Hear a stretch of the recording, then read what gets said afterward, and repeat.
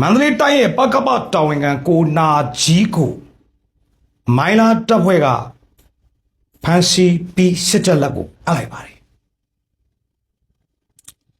မိုင်းလာဆိုတာ MDAA မှာပါဆိုလို့မိုင်းလာကိုနာကြီးကိုဘယ်လိုဖမ်းမိသွားတာလဲ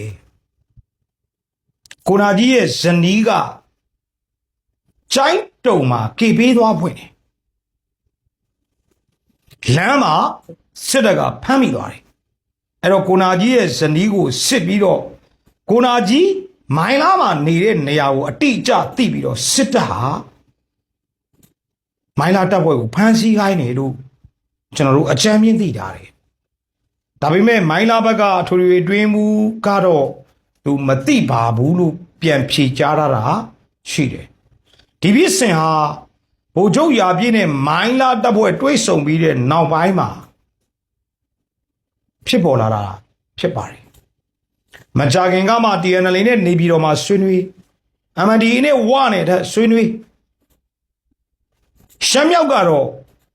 နေပြည်တော်နဲ့တရုတ်တချမ်းစီအုပ်ချုပ်ကြလိမ့်မယ်ဒါပေမဲ့လည်းတပ်ဖွဲ့ရဲ့အကျိုးစီးပွားတိုင်းသားတွေရဲ့မျှော်မှန်းချက်ရည်မှန်းချက်တွေပြည့်စုံတယ်ဆိုရင်တော့စိတ်ထဲဝမ်းသာမိပါတယ်သို့တော့ຫນွေဦးတော်လန်ရေးအတွက်တော့အညာသားတွေသွေးမြေကြပြီးတိမ့်ပိုက်ခဲ့တဲ့ရှမ်းမြောက်ကမြို့တွေအတွက်တော့ရှင်နာမိပါရဲ့ဗျာဒီနေ့ဒီအခြေအနေမှာပမာရီဘာမှမလုံနိုင်တော့ဘူးလားဆိုရဲ